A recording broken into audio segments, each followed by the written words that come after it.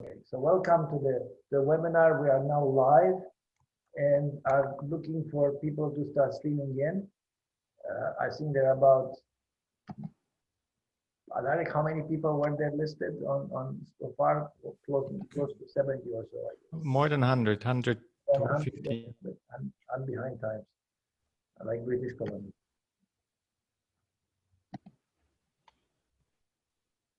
So, Alex, let's give it literally a minute and a half or so, and then we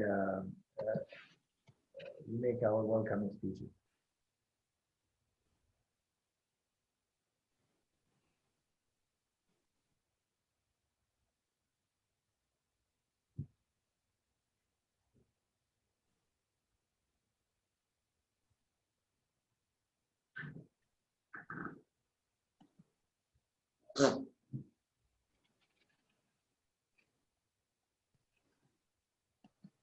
Yes, people are slowly streaming in.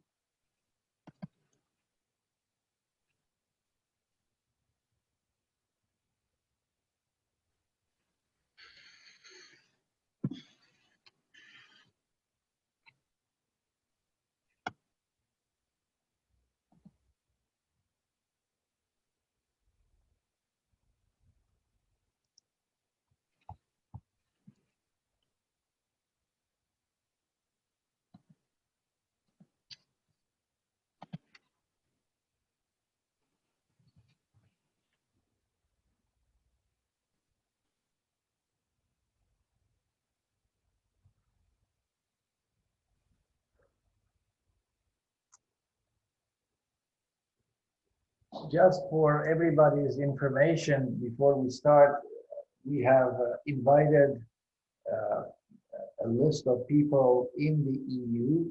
Our South African friends have invited people from South Africa. But Alex, we have also held a number of town halls around the world, in Japan, in the United States, in Russian Federation, in Republic of Korea and India. So we have also invited those people. I'm not sure how many of them will appear, but we thought that one of the things that we're trying to produce is a bit of a community that in which this topic of not necessarily a theoretical topic of border carbon adjustment, but the topic of the EU CBAM gets discussed, and that people get to know each other, and this becomes then a dialogue, an ongoing dialogue, because we are now in the pre-game, so to speak. The real game, we'll go through that, but the real game starts sometimes in June. Right now, we still the teams are on the field kicking the ball around. No spectators, but the ball is being kicked. Well, look, I think we'll start because we're a couple of 2-3 minutes into the call. And good afternoon, Brussels time. And I think, Aaron, good morning to you, and then others further east from here. My name is Andre Marcu. I'm the director of the European Roundtable on Climate Change and Sustainable Transition. It's a long name. For those of you that you can remember, you're welcome. Known for short as ERCST, together with the South African Institute of International Affairs, we're convening this town hall on border carbon adjustment in the EU. As you well, most of you will probably know since you're here, the EU is putting forward, sometime in June, the Commission will put forward, according to the EU legislative process, a proposal for a carbon border adjustment mechanism. Now that has a history now. This has been around for a year, and it's kind of started all kind of alarm bells in different capitals around the world. Many of the trading partners of the EU, into the governments, but many companies that are invested in the EU, many companies that are exporting to the EU, are obviously very preoccupied with something that may make a difference. Now, I also like to welcome my South African colleagues. I also see some colleagues, South African colleagues that I know from negotiations. I do, I'm not here in that capacity, but I do negotiate, and I did share something called response measures in the UNFCCC, which is actually very closely related with border current adjustment. We'll get in the substance, but Alex, I'll give you the microphone to welcome, and usually it's a warm welcome from South Africa. Absolutely, and thank you also for involving us as a co-host for this, and welcome to the speakers and all the participants. So my name is Alex Benkenstein. I head up a research program at a South African think tank called the South African Institute for International Affairs, as Andres mentioned. That program looks at governance issues related to natural resource management and climate change. As a think tank here in South Africa, our work really, we try and work nationally and also within the region to support evidence-based policymaking, and that involves research activities. It involves this sort of convening of experts, stakeholders for discussions. So this is very much the space that we operate in, and I'm glad we can take this work forward. The Institute has many years of engagement on climate change policy issues, as I said, both nationally and regionally, implemented a various number of projects. And really for me also, I'm here to listen, here to also listen in on the discussion, and check for alignment also with some activities that we run through. And I do want to just take the moment while I have the microphone to mention to everyone here that the research, the documents that we produce, it's all available for free download. So I do encourage you to reach out to me or engage with the Institute through the website. Andre, are you happy for me now to just, I'm not going to give a long intro to the speakers. Are we doing that a little bit later? Excuse me, I should have checked with you earlier. I'm flexible and perfectly okay. Whatever makes you comfortable. Normally we've done it at the panel, but if you feel more comfortable now, go ahead. Okay. Well, I'm not going to give very long introductions. Just to say that we have 4 speakers who will make short interventions to essentially get the conversation started. This will follow on a presentation from Andre and his team. But we have Charlene Hemraj from National Treasury, Steve Nichols from the National Business Initiative, Andrew Gilder from Climate Legal, and Robbie Lowe from Promethean Carbon. And speakers, really, I'm going to keep it as short as that. If you feel additional bio information is required, I invite you to raise that in your short interventions. Thank you again. Thank you, Alex. And then I feel compelled to also introduce Susanna Georgia from SWP, a Berlin-based think tank who has written extensively on border current adjustment and other trade issues. Thank you, Susanna. And Bartek Krzyzewski from Business Science Poland, which is representing a number of institutions and organizations in Brussels, and has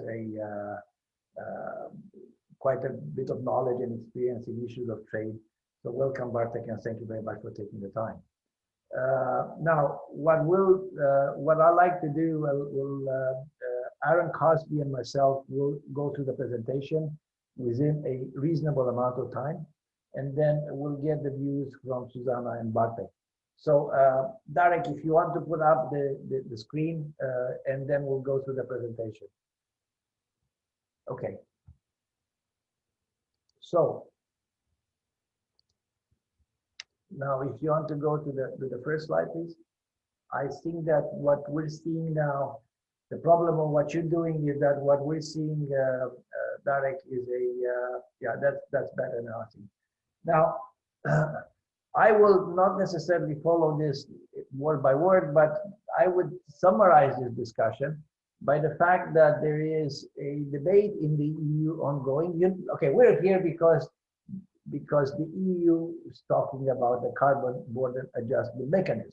The question is, why are they talking about a carbon border adjustment mechanism? And to my surprise, as part of the discussion that we had as ERCST in the process of dealing with the public consultation, a debate emerged that pitted two sides. I'm not sure that how different they are, whether chicken and egg, but there's one side that says, well, listen, this border carbon adjustment, CBAM, is being put in place to level the playing field. That's kind of the expression that is used often, and some people object to that because it's not going to do that completely in any case, but it is certainly to make people pay the same amount for the same amount of emissions and create some road towards a level playing field. And there are others who feel that it is a way of allowing for a raise in the level of ambition of the EU. Now, needless to say, I think it's a little bit of an esoteric discussion, but it is, in many people's mind, this has been triggered by the fact, at least in our opinion, by the fact that, or the urgency of discussion is being triggered by the fact that we are living in the Paris Agreement, which is an agreement signed by almost everybody with some little exceptions, and that but it nevertheless does not move away from an asymmetry in climate efforts. That asymmetry in climate effort is providing a risk of carbon leakage and competitiveness for the companies that are under the carbon pricing regime, which is the case in the EU. And that is being addressed right now in a number of ways, especially through free allocation for energy intensive trade exposed industry in the EU, and for the electricity, the component of carbon in electricity through indirect costs, compensation for indirect costs.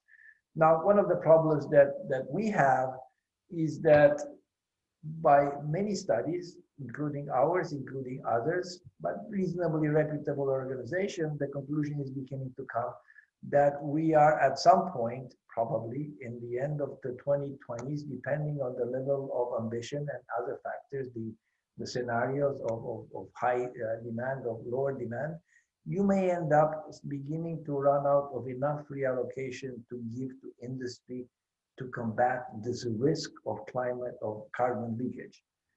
And as a result of this risk of carbon leakage, which probably normally should appear somewhere in the late 20s, early 30s, may be aggravated, or the urgency of that risk may increase if you go to a higher level of ambition.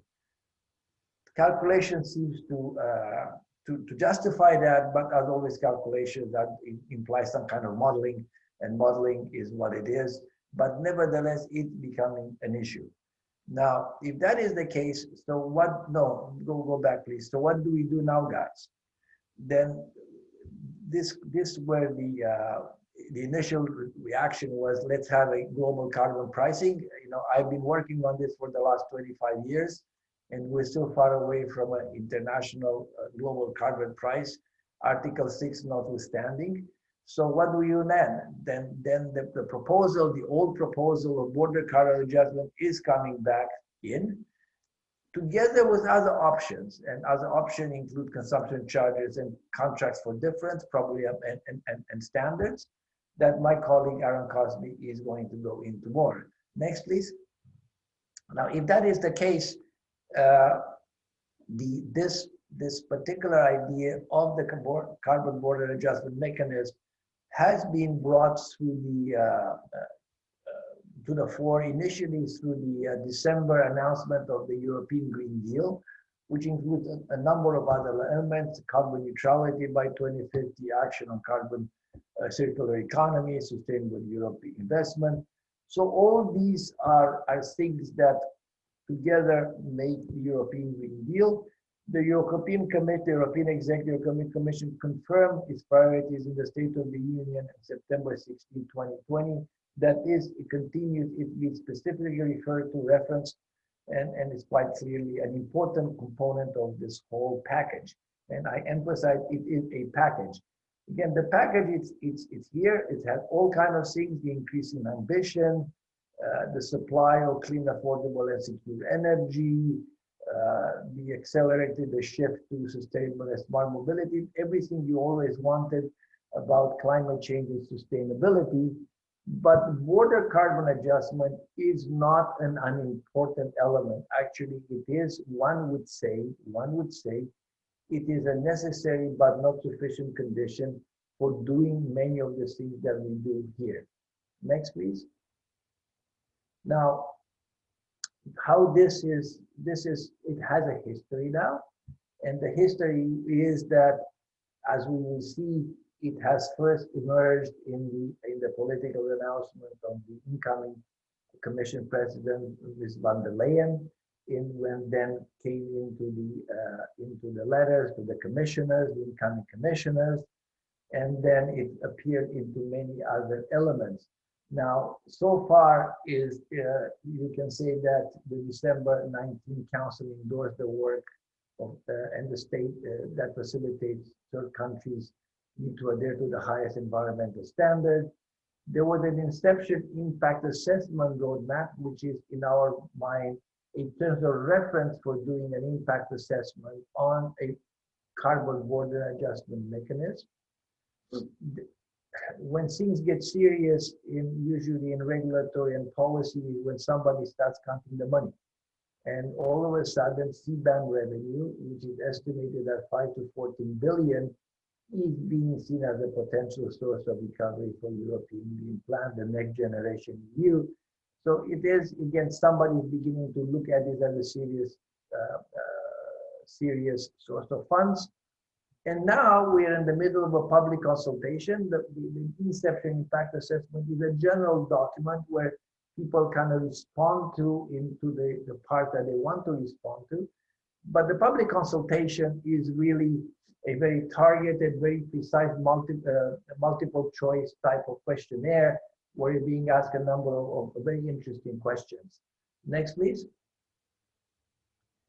Now, member states, I think people are disputing whether the word is support, but certainly has made positive noises about the border carbon adjustment. I think support is probably a strong statement because it's very difficult to support without knowing the details, and the devil is in the details. You will see that there's many ways you can cut this one, and it may be good or not so good. But certainly, in general, the noises from member states have been positive. The Spanish foreign minister for trade, industry, and tourism, Germany, France, and Italy said that they impatiently wait the Commission proposal on border adjustments. Next, please. And then we also see other statements of France and Germany. We say that Poland is in line, and Poland has usually been, more taking particular lines in certain cases, but certainly in this one is in line. And with the Commission President put the border carbon adjustment among the fiscal issues. Interesting, probably not unexpected, and maybe logical. But border carbon adjustment has been, I think, the lead in this, and I would let my colleagues from the Commission, if they're on, to correct me. But there's, the lead is DG Taxud, in close collaboration and working with DG Klima and DG Trade and other DGs. The Commission is, generally speaking, very well coordinated on these topics. Next, please.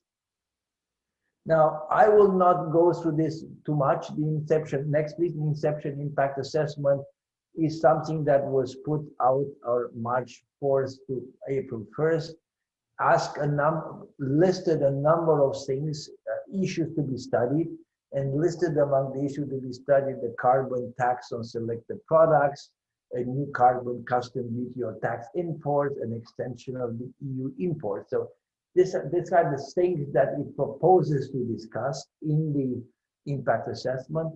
The methodological approach to evaluating the carbon content and carbon pricing of imported products. So important element, how do you measure it and how do you price it? And then the sectoral scope, meaning what sectors should be covered. Next, please. Now go on, Derek, to the next one, because I think that is less, and next one.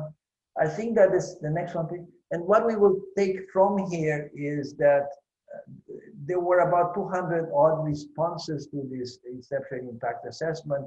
We did an analysis of it because we thought it'd be interesting at the first blush to get what people thought about it. But what we see is that it was at that time, and it certainly is, and it's continued to be higher on people's agenda. It is generating interest. In general, people have not been very negative on it. There are some parts of business that have been less positive. And, you know, for instance, I would say that we've seen some serious questioning from the German Automotive Association and others. So there have been some hard questioning, but in general, you know, people have made kind of positive comments. And one of the things that is really preoccupying a lot of people is what is the formula for calculating the adjustment. Next, please. Now, the list of for the public consultation, which is a 12-week process until October the 28th, we, as many other people in what is called the Brussels bubble, are preoccupied with filling out this questionnaire. It covers a number of broad areas, and each area has a number of very discrete questions, but I mean very discrete questions, and with multiple choice and answers. Design and coverage of mechanisms, list of potential sectors, implementation issues, impacts. As a matter of fact, it proposes 4 main sets of designs. One of them is a tax applied on imports at EU border on a selection of products whose production is in sectors that are at risk of carbon leakage. Could be a tax, border tax, or customs duty.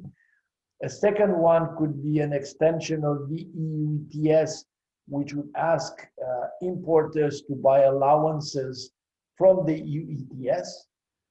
A third version would be the same as version 2, but that would be, the way I understand it, that they will not buy allowances from under the cap, but they would buy allowances from a separate pool, which would not then stretch the existing allowances. So it would be different, same price, but it would be different from the going from under the current pool of allowance ETS and raising the demand.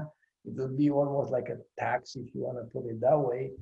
And then the last version is whereby a carbon tax at consumption level on a selection of products whose production is in sectors that are at risk of carbon leakage.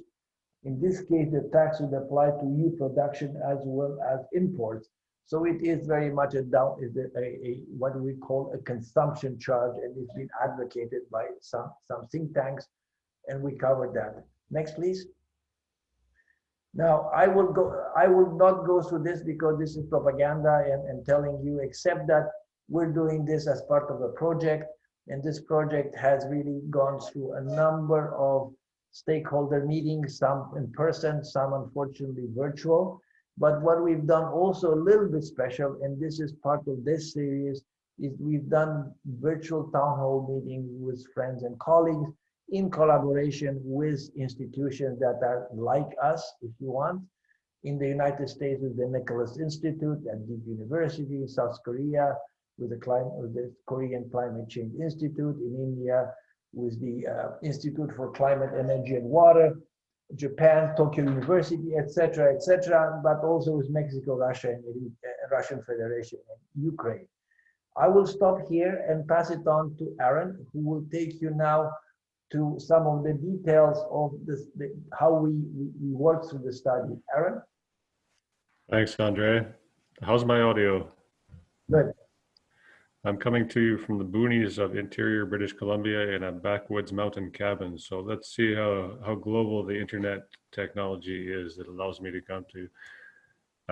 So let me start by thanking our co-hosts, South African Institute for International Affairs, and saying how honored I am to be part of a panel of such distinguished experts on this subject. I'm going to start by explaining to you how our project has gone about assessing border carbon adjustment. And I need to first back up. Andre said that the devil is in the details, and this thing can be cut several ways. I like to explain this by saying that a border carbon adjustment is not a thing that we can assess whether it's good or bad, its strengths and weaknesses. It's more like a decision tree. There are so many possible final results you can get in border carbon adjustment, depending on some discrete decisions you make about the shape of the policy instrument. And we identified 8 branches in that tree, 8 points at which you could make a decision about how the instrument would look that would radically change the final result. And you see them here. We have coverage of trade flows. You could cover either imports alone or imports and exports as well. The policy mechanism, this could be, border carbon adjustment could be an adjunct to a carbon tax, or it could be an adjunct to an emissions trading system, as they have in the EU. Geographic scope, it could cover a small group of countries, or it could cover all countries. There could be exceptions to which countries are covered. Sectoral scope, this is extremely important. So what is actually covered by the mechanism? What sectors of your economy? It could be a very narrow, dirty dozen sort of the high emissions intensive trade exposed sectors, or it could be a much more broad scope that covers manufactured goods, agriculture as well. Emission scope, we could have just direct emissions in process. We could also include some indirect emissions, including electricity used, or we could cover all emissions, including scope 3, that's transport of final goods to market, a very broad coverage. How do you determine what those emissions look like when the good shows up at your border? Do you actually try to determine exactly what they are for each shipment, or do you use some sort of a default benchmark? What kinds of crediting would the mechanism give for foreign policies? That is, if the imports are coming from a country that has a similar carbon pricing regime to the EU, does the EU recognize that and lower the amount of adjustment done for those goods? And finally, what do you do with the money? As Andre said, they're starting to count the money, and it's not an insignificant amount of money. So where does that money go? Does it stay internally within the EU? And if so, how is it used? Or does it go internationally to, for example, cover some of the costs of adjustment incurred by those firms in foreign countries that are exporting to the EU to come up to speed on the scheme to cover third-party verification of emissions, or generally to cover the low carbon transition? Is it given to the Green Climate Fund or the Adaptation Fund or some other internationally focused climate change fund? There are several options for how that plays out. So our analysis goes through each of these decision points, and it assesses the various options available to take you to a final look of a border carbon adjustment. And it does that assessment along 5 criteria that you see here. What is the environmental benefit achieved by each of the various options that you could come to at those decision points? What is the competitiveness benefit? How does it shape up in protecting the competitiveness of the EU firms that are covered under the scheme? The legal feasibility is very important. So we need to understand how each of these options looks in the light of WTO law, in the light of the obligations the EU has to in WTO law and internal European Union law. Technical and administrative feasibility, also extremely important. We can have a perfect scheme that is completely infeasible. And finally, political feasibility.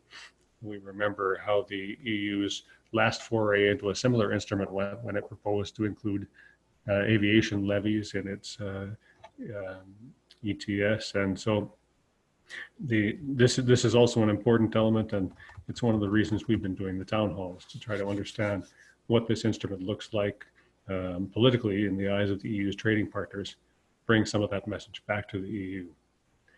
We, in the end, as a heuristic effort, try to build 3 scenarios to demonstrate what these options look like when they're all stitched together into a final package. The first one being the most probable scenario, given what we've heard, given the pronouncements we've heard out of the EU, given what the political discussions look like to date. What do we think is the most probable option for the final shape of border carbon adjustment? And I'm going to continue to say border carbon adjustment because I've done that for so long instead of the CBAM, but maybe I'll vacillate between the two.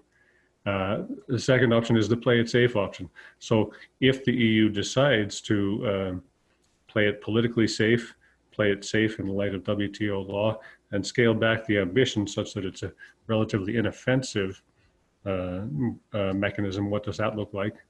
Or the final scenario is what we call the go-getter scenario.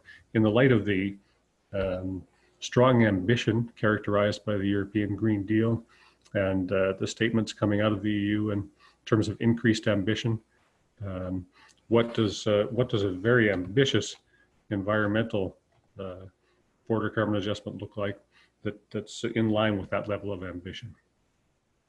And finally, as Andre said, there are a number of other options the EU could be considering in terms of protecting against carbon leakage, either as a replacement for a border carbon adjustment or to be considered in complement with a border carbon adjustment.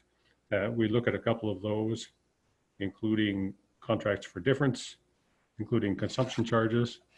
Consumption charges option would be something, a purely internal charge on the carbon content of all material goods based on a couple of selected primary materials that are carbon intensive. And the same charge would be charged to imports. So it's a non-discriminatory mechanism, but it has its strengths and weaknesses as well. At the end of the day, we'll talk about the fact that really none of these is a perfect instrument. Each of them achieves sort of different objectives, has strengths and weaknesses. So we consider also what these alternatives look like, either as alternatives to or a combination with a border carbon adjustment.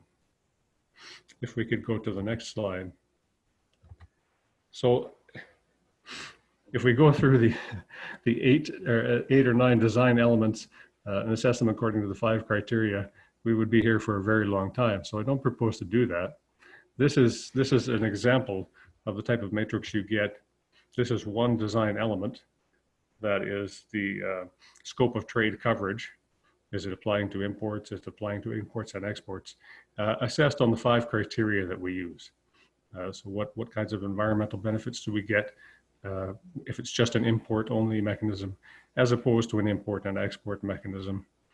So this, and rest assured, for those of you that are trying to madly read what's in each of these boxes, this presentation, this webinar will be available online later for more careful perusal. We show this here just to give you a feel for the type of analysis we've done for each of the design elements assessed on the 5 different evaluative criteria. So if we could go to the next slide. This is an example of the type of scenario we've built. This is our most probable scenario. As you can see, the policy mechanism is the extension of the EU ETS. We don't think it's very probable that the EU, although it's part of the consultation process, we don't think it's very probable that the EU, for example, would stop the EU ETS and move to a tax system, even though that would be probably more convenient from a WTO legal perspective.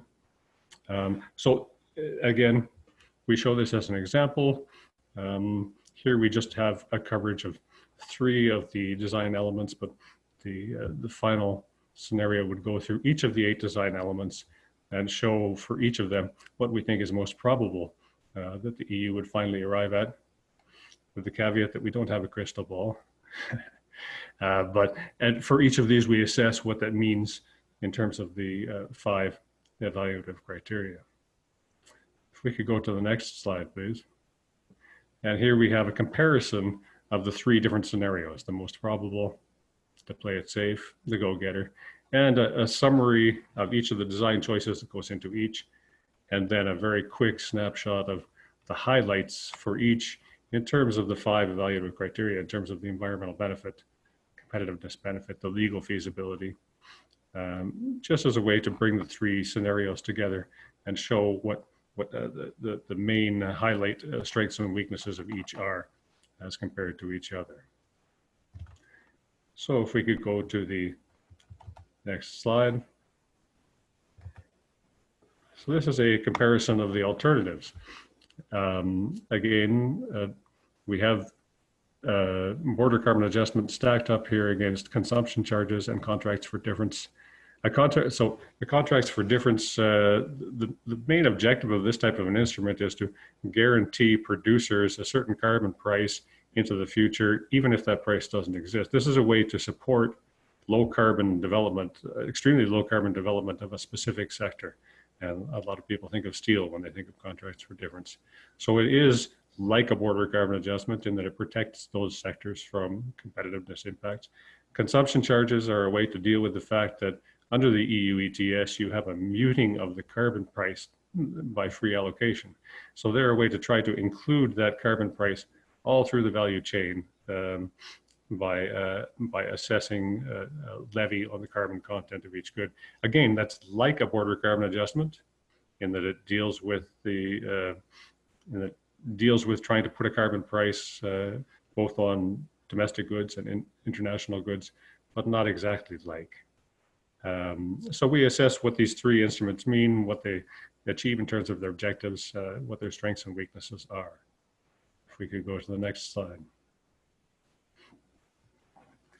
At the end of the day, as Andre said, we've had an extensive set of consultations, both in the town halls and in dedicated meetings, looking at what the border carbon adjustment might look like in the EU context.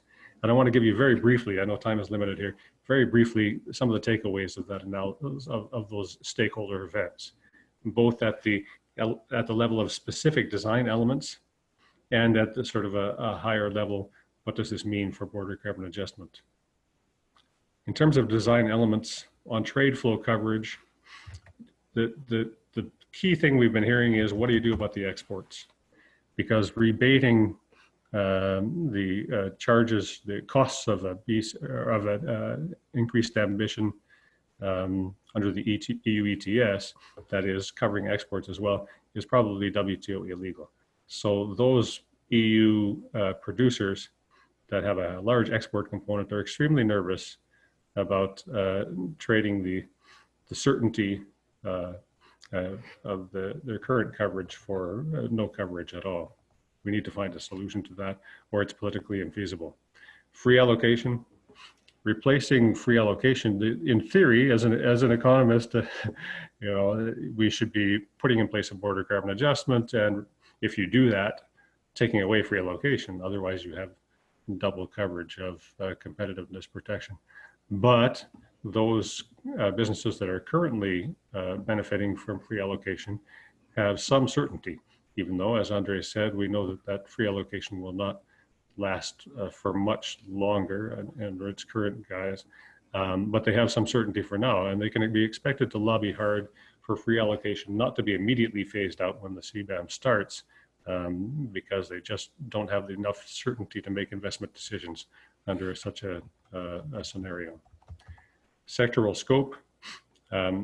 The signals we're getting from Brussels make it seem likely that we're going to get a pilot type effort in the first instance in relatively few sectors, most of them not too trade intensive, so steel, cement, electricity. This would be sensible. The problem with the narrow coverage, though, is that it encourages substitution away from those few covered sectors to their substitutes. So, for example, steel would be very unhappy if just cement were covered and steel were not covered, because it would encourage substitution from steel into the cement sector. Determination of embedded emissions.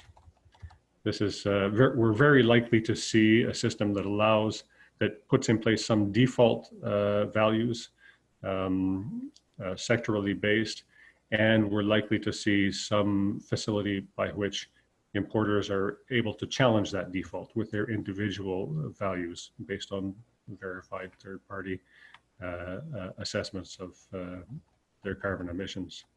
And finally, on revenue use, while it would be politically and legally better for the money to go back to some international fund, domestic pressures make it very likely that we're not going to see that happen. The funds will be kept within the EU and used for any number of climate change related final destinations. So if we could go to the next slide, I'll finish up by just running through some general observations we've had from the process. On the final objective, really no credible border carbon adjustment can avoid violating free trade disciplines.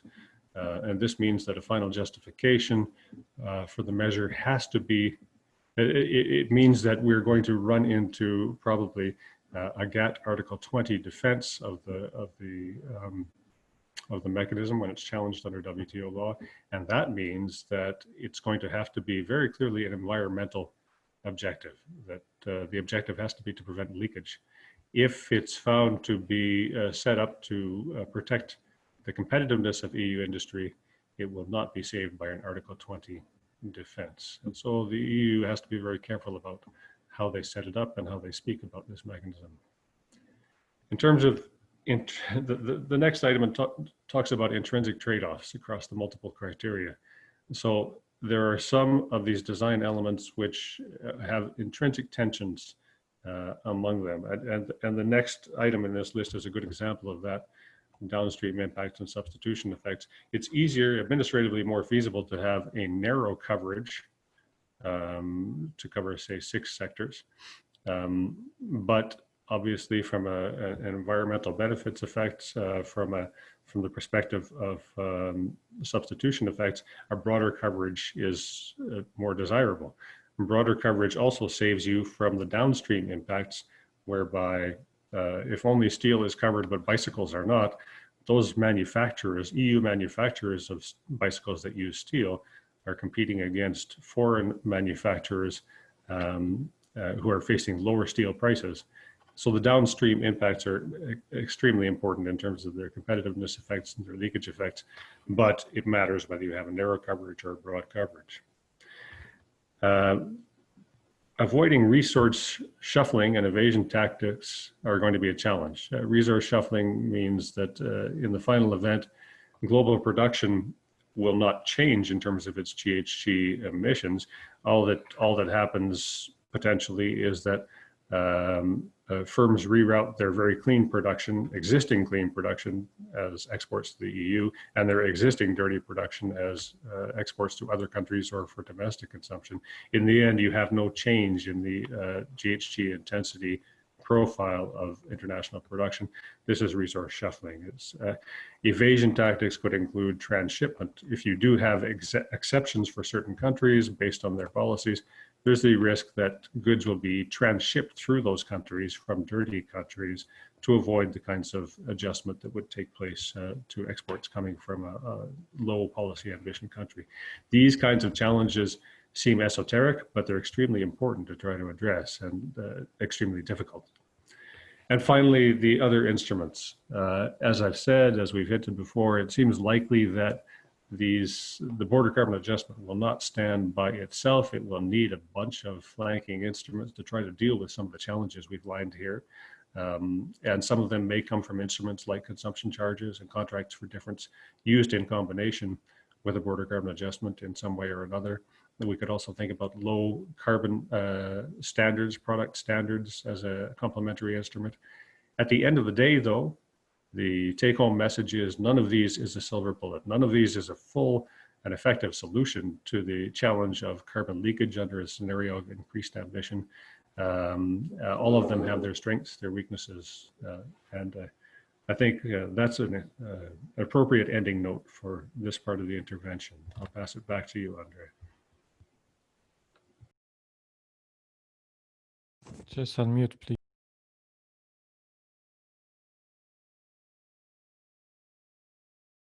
Andre, I think you're muted. Yeah, there you go. We're a bit over time, but not much over time. So I think that Aaron and I did an excellent job in keeping to the timetable. But without further ado, I'll go to Susanna. Susanna, you are in Berlin, but you work European-wide and globally in many cases. But nevertheless, Berlin is an important capital in the EU. No matter, we're all equal, but some voices are stronger than others. So interesting to hear your perspective from Berlin as it radiates through the rest of Europe, and what do you see this BCA or CBAM from your perspective? Yeah, thanks, Andre, and thanks, Aaron, for setting this up and giving the introduction. Yeah, it's a complex thing, and yeah, I'm not representing anyone except myself. So we are an think tank that tries to keep an eye on the international relations. But you asked me about the German view and the dimension the debate took so far here in Berlin. Well, as you may know, the German government holds the EU presidency this half year, the second half of 2020, and is in charge of leading the consultations. And in this respect, obviously, or in the run-up to this, obviously Germany, first time ever, joined, or at least did not reject anymore, that the French government is really in favor of introduction of a border adjustment, whatever it is. That's not a new thing, and it took off, I think, in the early phase of the third EU ETS phase. And well, now we have a situation where Germany makes a kind of concession in this direction and tries to now also lead the consultations.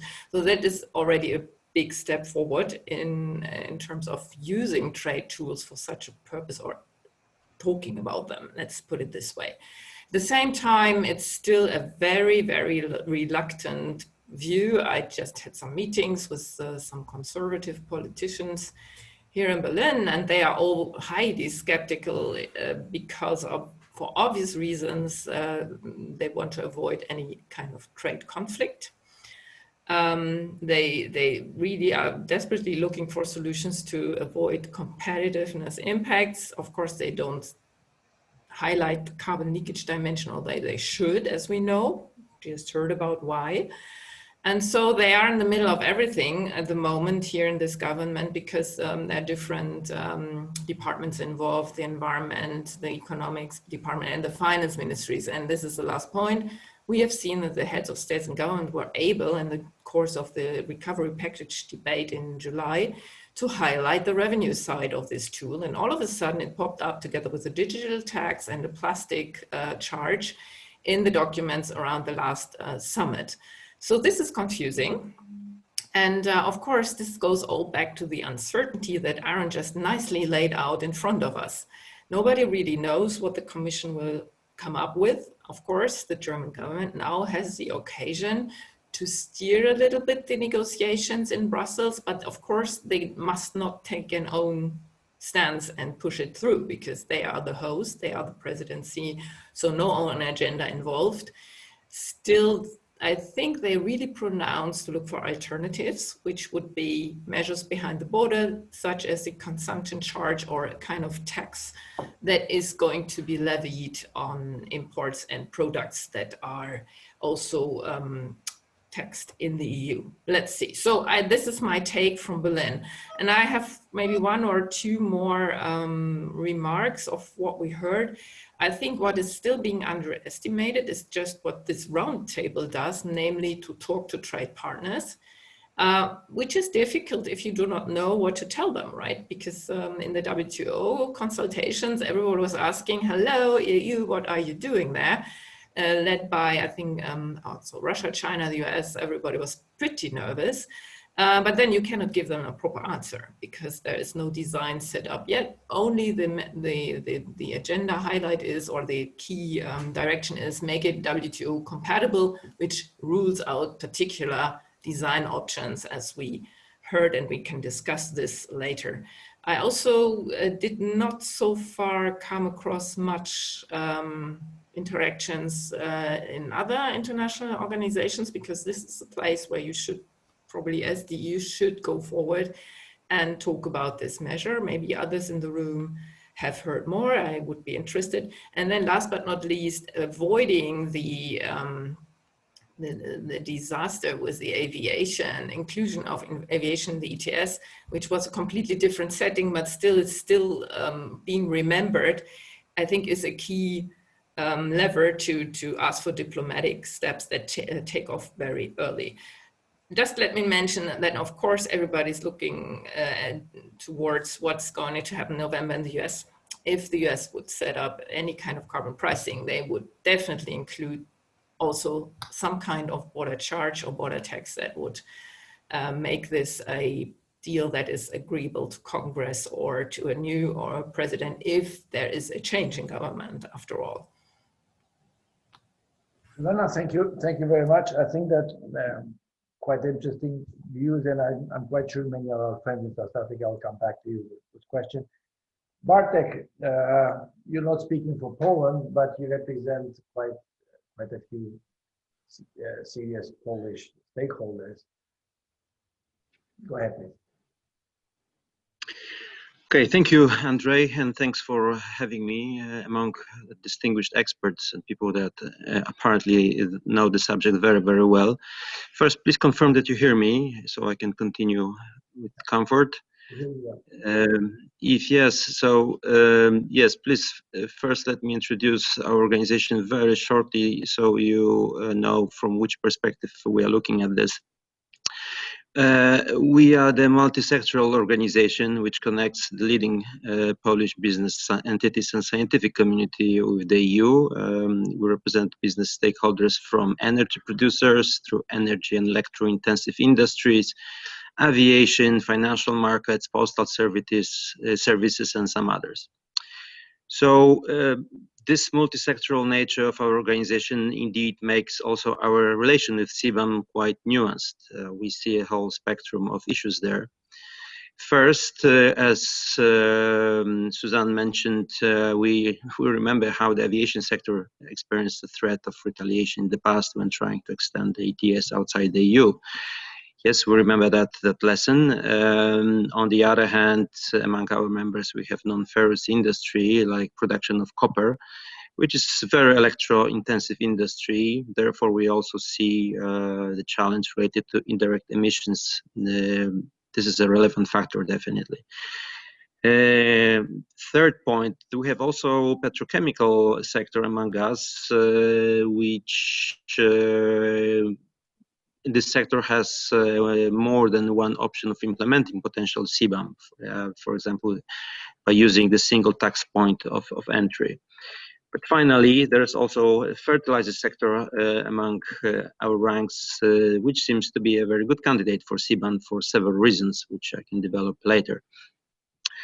Therefore, I mean, given the complexity of our stakeholders and also being absolutely aware of the complexity of the let's say technical, legal, and political aspects of CBAM, we believe in a gradual introduction of the system through a pilot phase for limited sectors. Among them, we would see indeed fertilizers. But I would like to stress one thing also for our partners from outside the EU, and which was also underlined by Aaron, I believe, that this is very important to underline what is the rationale of CBAM. And for us is the following. We make a huge effort to reduce the EU carbon footprint, but this effort can bring no climate results if the EU and global carbon footprint will grow with CO2 emissions embedded in imports.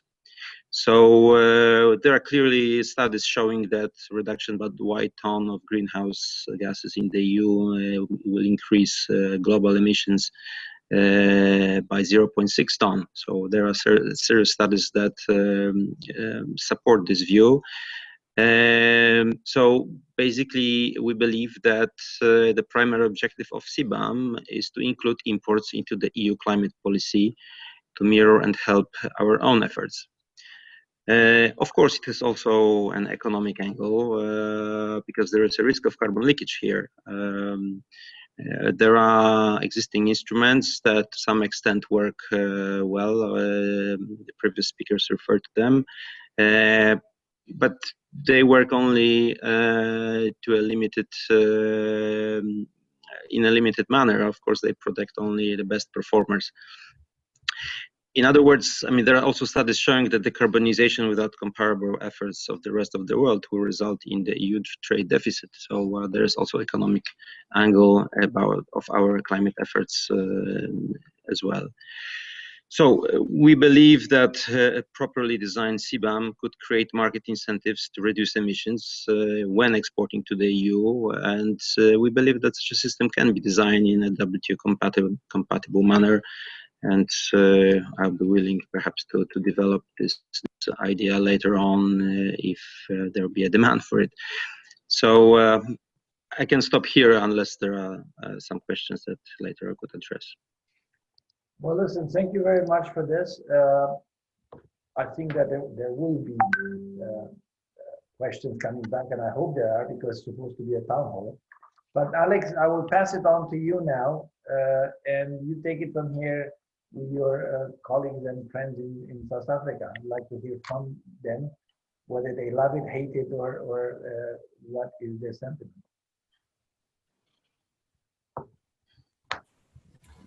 Yes, very good. Well, I've already given a very brief introduction, so really I'm not going to take much further screen time. I would simply ask Charlene to make her intervention, and just remind all speakers to keep an eye on the time allocation. Thank you very much, Alex, and many thanks for the opportunity to provide an input into this platform. So I basically work within the National Treasury on environmental and fuel taxes, and one of the big initiatives we ran as the Treasury was the development of the carbon tax in South Africa. So we are the first country in Africa that have actually implemented an explicit carbon tax as a way to price emissions. So I'll provide some comments in the context of the carbon tax that we implemented. But just by way of background, to say that, you know, development of carbon pricing instruments, especially in a developing country context, is extremely difficult. You're battling various objectives in terms of economic growth, poverty alleviation, a need for employment, and it becomes a challenge. However, we did take on that challenge as South Africa. So we started a process in around 2008 to look at the role for pricing measures to help us reduce our emissions, given that in absolute terms, we rank in the top 20 in terms of emissions, but also our emissions intensity per capita is quite high and comparable to Europe. So it took us basically over a 10-year period from around 2010, when we put out an initial document around what the role for carbon taxation could be in South Africa. We opted for going for a carbon tax from a developing country perspective because it was simpler to administer, to piggyback on the existing revenue systems that we had in place. There were issues raised by our industries around why did we not go for an emissions trading system, etc. But there were a few issues around that, and we took the learnings from Europe as part of that. And mainly because we needed to have at that time taken on a specific target to reduce our emissions and the infrastructure issues. But we also noted the issues around the requests for high level of allowances, etc., to be allocated.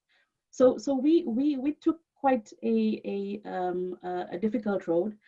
We implemented this carbon tax in June last year.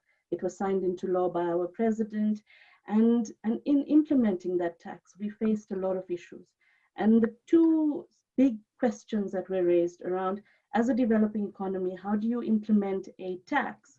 And how do you address concerns related to, one, industry competitiveness, and secondly, the impacts of, for example, higher energy pricing on lower income and poor households. So taking that into account, we basically went ahead, introduced this tax as a first step towards internalizing the externalities of climate change, to start to get industries to think differently. It's introduced at a very low level, so it's nowhere near the levels that is actually required to change behavior significantly over the short term, but it does send a signal. It's in the region of around $7 US. So just to comment around, in terms of the issues around competitiveness. So the way this tax is designed is that we cover comprehensively most emissions. So we cover energy combustion, fugitive emissions, process emissions from iron and steel, cement, chemical sectors are all covered within the design of the tax. We also cover transport emissions as part of this, but this applies as in terms of the fuel levy mechanism that we have in place. It's a very broad coverage. We do exclude the agriculture, forestry, and land use sectors and the waste sectors. So how did we address the issues around competitiveness? As part of the engagements with business, we were forced to provide tax deductions, similar to the way the ETS system in the EU is designed. We provide what we call tax-free allowances. So all sectors qualify for an initial 60% tax-free allowance as a way to cushion them in terms of the impact, but we also provide incentive-based allowances. And just to talk to two of them currently. So we do provide a trade exposure allowance. So taking into account comments from our industry that South Africa is implementing a carbon tax, we need to take into account the carbon intensity of the sectors, but we also need to take into account the trade issues. So what we provide is a trade exposure allowance of up to 10%. This is based on the trade intensity of sectors. The second area, what we've done is we've provided for companies to be able to use carbon offsets. So basically for projects and investments made in South Africa, developed under the various carbon standards that currently exist, we allow companies to use those offsets to reduce their emissions. Similar to the ETS system, we provide a cap, so at any point in time, a company can only qualify for up to 10% of those allowances. And that incentive is essentially there, and it's capped in order to drive down absolute emissions. So in terms of the design of the tax, we were forced to provide these incentive measures and to introduce the tax at a very low rate initially to get the incentive in. And what we have committed to is that over time, we will ramp up the rate of the tax and we will review the design in terms of the allowances that are provided. Our view is that as more countries start to implement carbon pricing mechanisms at a domestic level, we do see that the need for some of the allowances under the tax will fall away. But obviously, as a developing country, we have to take into account that our sectors need to transition. We're not in the space to provide freebies in terms of allowances, but we have to tighten up the incentive going forward. So just a few specific comments in terms of the BCAs that have been put forward as part of this border carbon adjustments, as we know it as well, system. But I think the first point is around the issues in terms of policy stringency and equivalence of measures.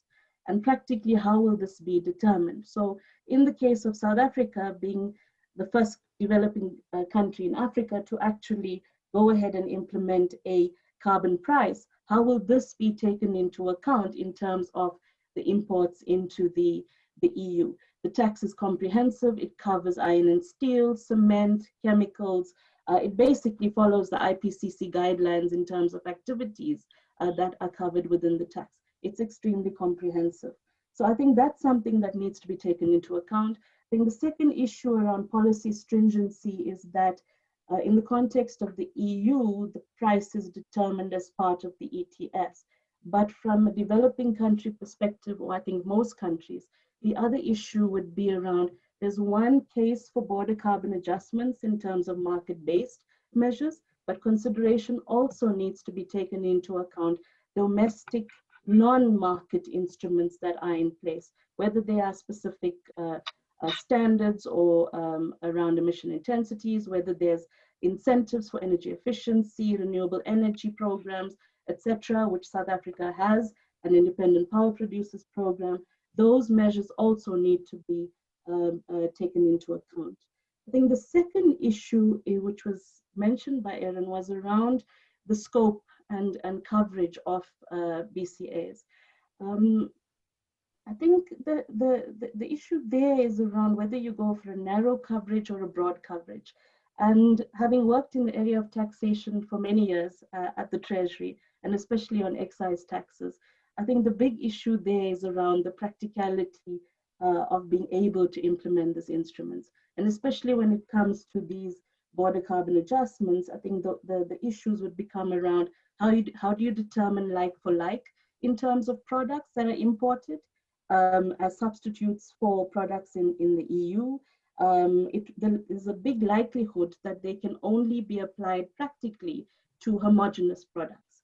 And that's where the consideration from a technical level needs to be given to narrow versus broad coverage. What we've seen in terms of the conversations in South Africa on the carbon tax, we basically said that as we move forward, we will tighten up on the rate of the carbon tax that is implemented in South Africa to more closely align with the social costs of carbon.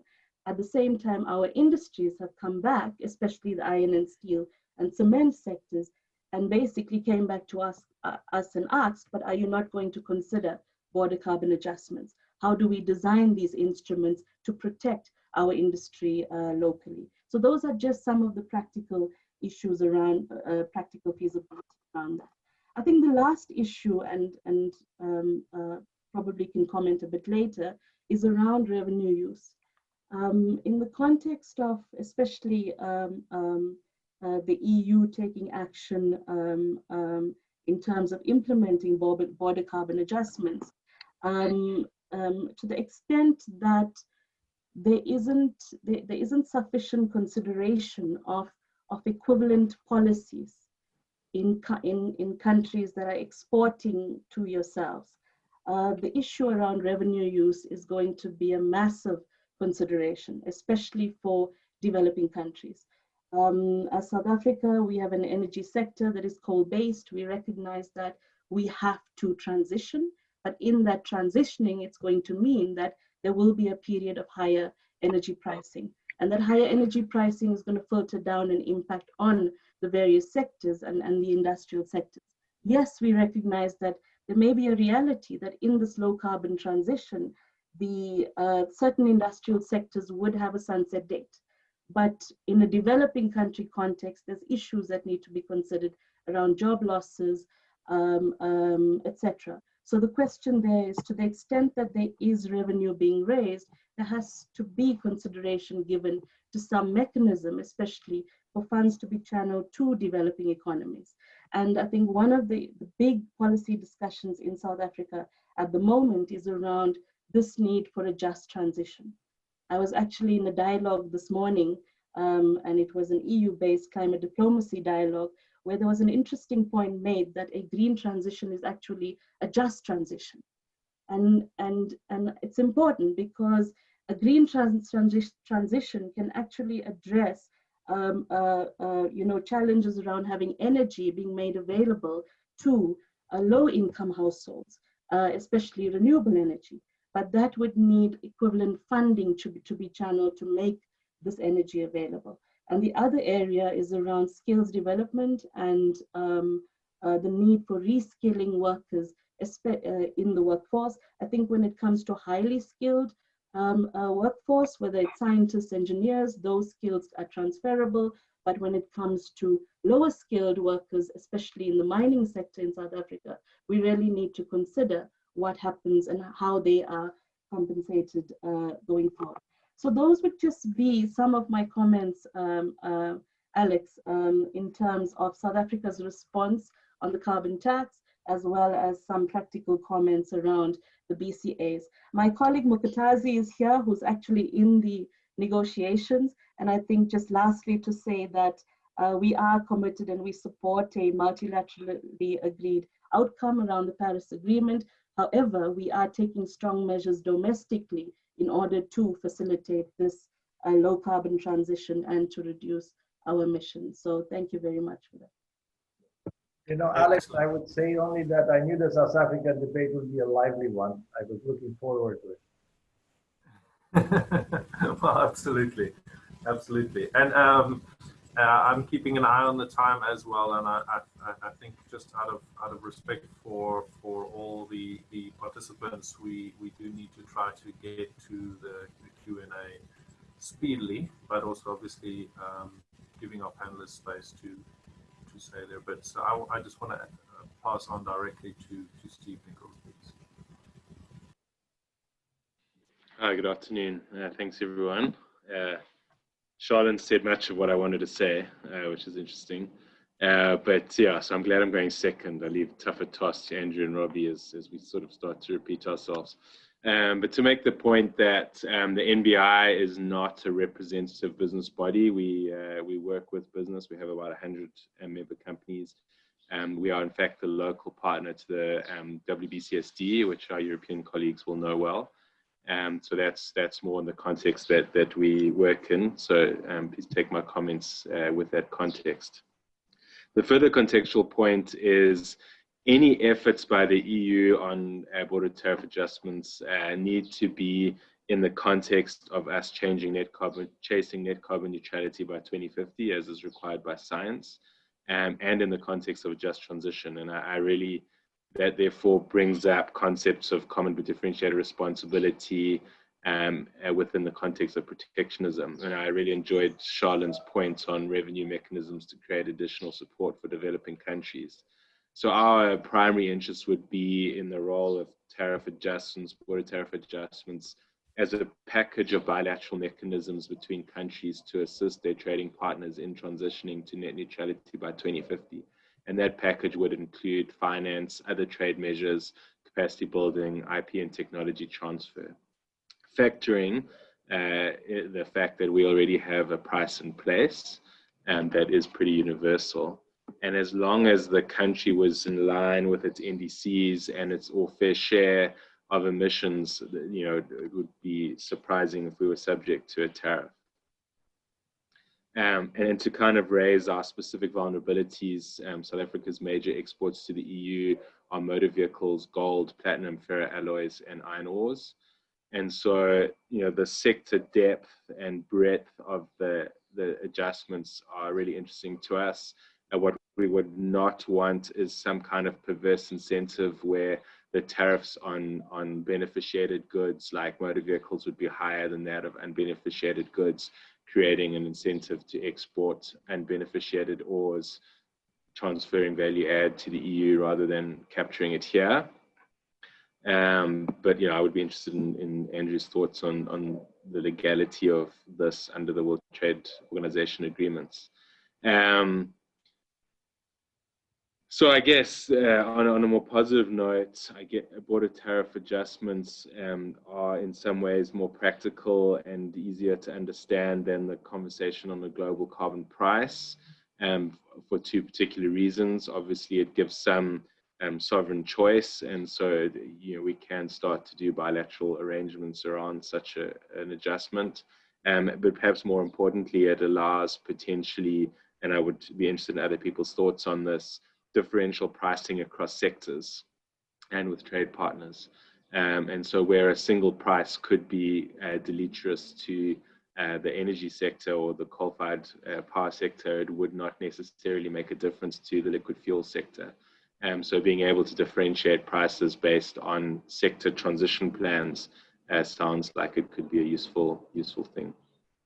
So I'll leave my comments short and hand back to you, Alex. Fantastic. I'm going to hand straight over onto Andrew.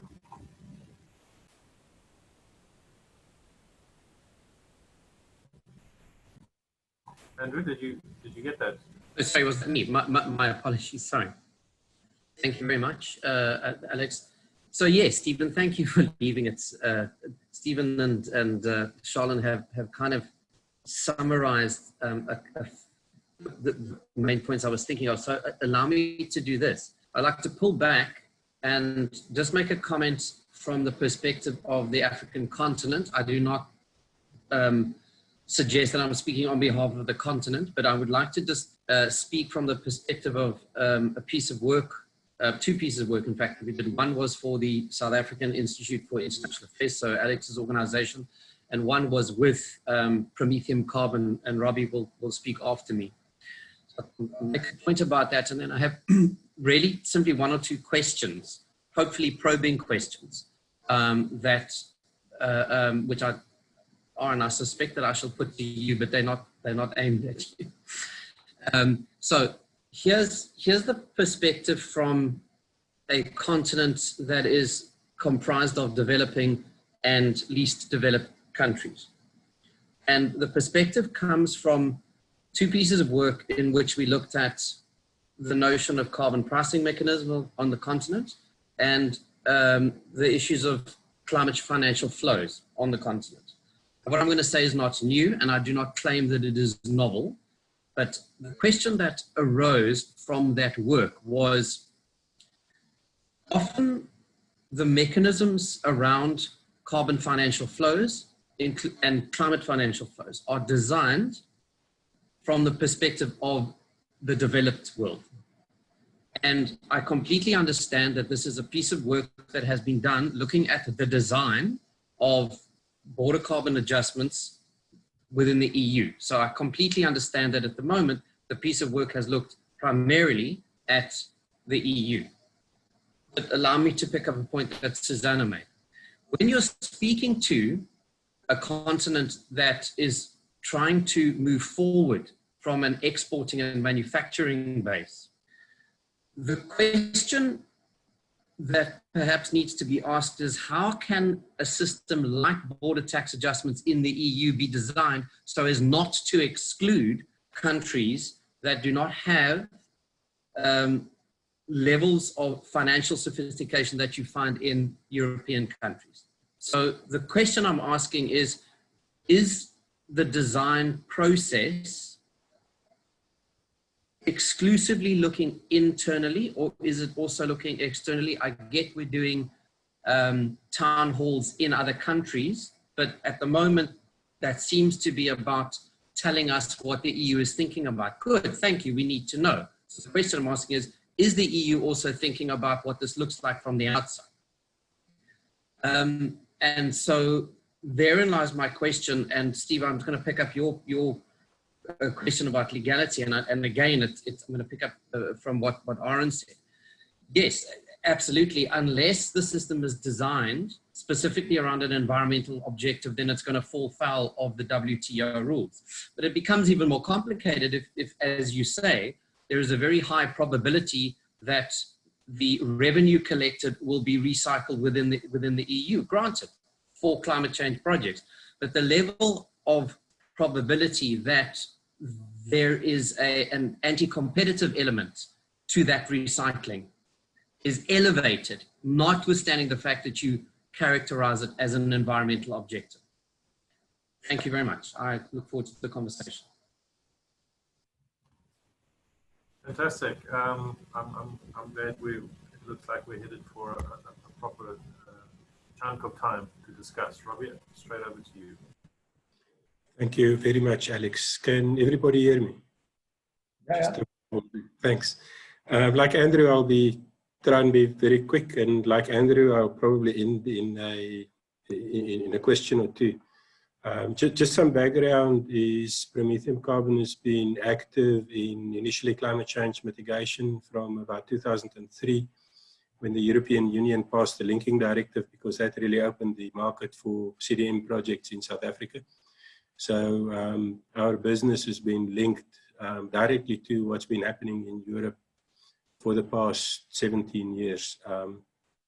Since about 2010, we started working with government as well, and today about half of our time is spent on contracts with government on policy assistance, development of instruments, and about half is spent with the large industry in South Africa. So our client base buys a major portion of South Africa's electricity and is responsible for a major portion of South Africa's emissions as we deal with the steel industry, the mining industry, cement industry, chemicals.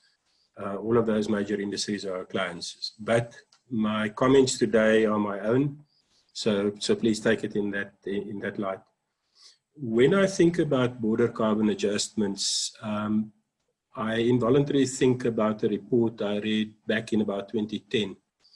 And the result of that report made a big impression on me. And what it said was that if Germany had to recalculate its emissions on the basis of consumption rather than production, Germany's greenhouse gas emissions would go up by about 30%.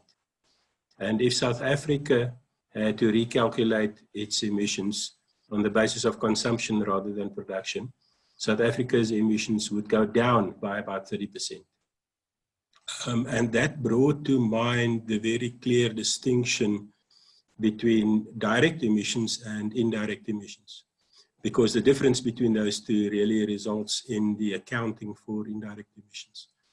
Now, we live in a world that was informed by the UNFCCC since the early 1990s, the IPCC in all of the documents they did, and then the Kyoto Protocol, and then Paris. And all of that infrastructure, going from the IPCC through to the UNFCCC, through Kyoto, through Paris, focuses only on direct emissions. And when I think about border carbon adjustments, what it basically is, it is an instrument whereby a country attempts to regulate its indirect emissions, as opposed to its direct emissions that is regulated through the mechanisms that I've mentioned. So when we look at what happens, for instance, let's take a practical example. Let's say Germany, and sorry to pick on Germany, but or any country in Europe, imposes a carbon tax on importation on steel. It means that steel that's exported from South Africa to Europe has got to compensate for that way. So the South African steel producer gets less revenue because he's got to stay competitive in a free market in Europe. There's cash flow going to Europe, and that money is spent somewhere on the European continent. So what you've effectively achieved is you have achieved an emission reduction that has led to a cost in a developing country, and that has led to a financial benefit in a developed country.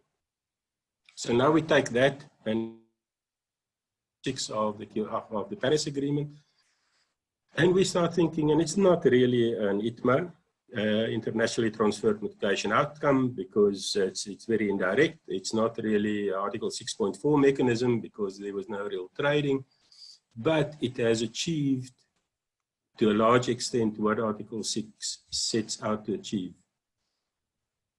And this is where the questions then start coming in. The first question that comes to mind is, if Europe were to go to the World Trade Organization and argue in terms of GATT Rule 20 that Aaron mentioned, that border tax adjustments or border carbon adjustments was an environmental benefit mechanism, and somebody at the World Trade Organization looks at it and said, but wait, Europe is, all the European countries are members of the Paris Agreement, and the Paris Agreement was designed to achieve that. My question is, would that argument stand up? Would there be space for an additional mechanism like that? In other words, would Europe then be justified in implementing a border carbon adjustment? And then the next question goes slightly deeper. The next question was, the next question is that, given that all the European countries, all the members of the European Union are signatories to the Paris Agreement, and the European Union is now stepping outside of the Paris Agreement and implementing an instrument that is focused on having an impact on the indirect emissions of Europe, in other words, the direct emissions of the other countries that are also signatories to the Paris Agreement. Would Europe be acting in good faith with respect to the execution of the Paris Agreement if Europe was to do that in a way that has got detrimental effects on business, on industry, on society in the developing world? Those are the questions that come to my mind. I don't have the answers because I don't know enough about the subject, but I would be grateful if we can maybe touch on those issues. Thank you very much. Thank you so much, and thank you to the full set of South African speakers. I'm going to hand over to Andre, and we're a little bit ahead of schedule for our Q&A, which is fantastic. Well, look, this is very interesting. This is super interesting. Probably one of the more coherent discussions that we had, but I expected that much from South Africans. I'm sorry that your response measure negotiator is not here, Morganine Pillai, but I am quite taken aback because I'm hearing a lot of Article 6 mentioning. I negotiate Article 6, and I chaired response measures in UNFCCC negotiator for 3 years before Katowice. So I know a little bit about it. So I'm a little bit surprised in what I hear because I have never heard South Africa raise Article 6 and response measures. And it'd be very interesting to me to hear South Africa at the next set of negotiations, whether they're going to raise this in response measure of Article 6. It'd be fascinating to watch that. But as a chair, I will abstain unless I'm really provoked for giving further opinions, because chairs should abstain from giving further opinions. Susanna, I think you signaled that you wanted to take some of the questions, some of the stuff that Robbie raised. Aaron, would you like to, Bartek, let's start the discussion, and then my friend Slecki also, I think, would like to intervene. So, Susanna, I'm going to start. Yeah, thank you. Yeah, Robbie, I mean, what you raise is you broaden the scope of the carbon leakage definition to the true stumbling block that's out there, mainly that we measure emissions on production in the territory. So, and I think that the Paris Agreement has implications into the directions you just mentioned, namely that big emitters, historical emitters like the EU and US, have actually taken into account that if they are supposed to do more, that's a burden sharing and respective capacity thing, they should address the consumption side of the thing, right?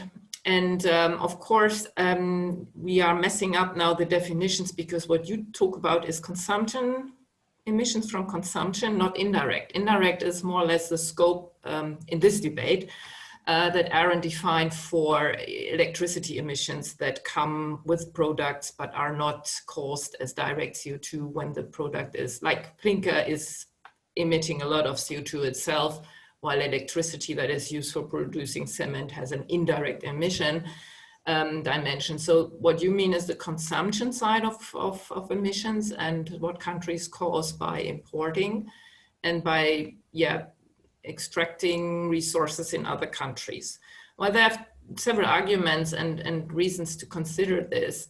I think we cannot end this discussion today or go into more details, but of course this is in the air. This question is in the air, but in particular, if the EU is committed to the Paris Agreement, it really needs to take into account the consumption side of what it is emitting, right? That is not within the discussion on BCAs at the moment at all. We are not talking about division of labor globally that causes leakage. That's the 30% you mentioned. This is taking place, and Glenn Peters raised the data very early on. I think that's one of the studies you just cited 10 years back. They just defined carbon leakage as the thing we have in the international globalization division of labor. Of course, there's carbon leakage, of course.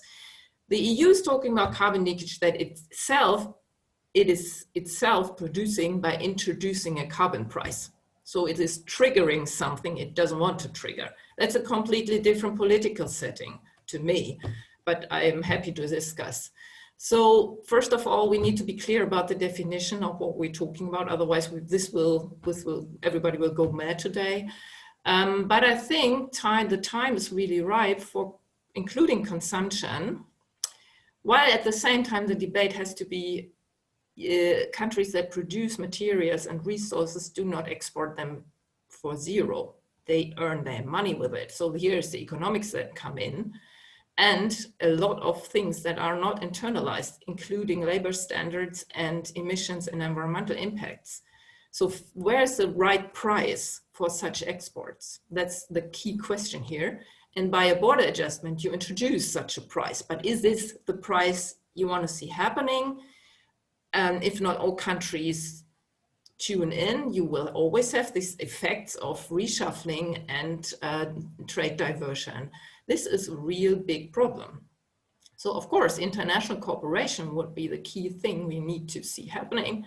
And at the moment, I don't see this. So this is the situation. This very much describes the situation of the EU. What should we do now that we are more ambitious, and we will probably trigger all these kind of effects, carbon leakage effects we don't want to see happening.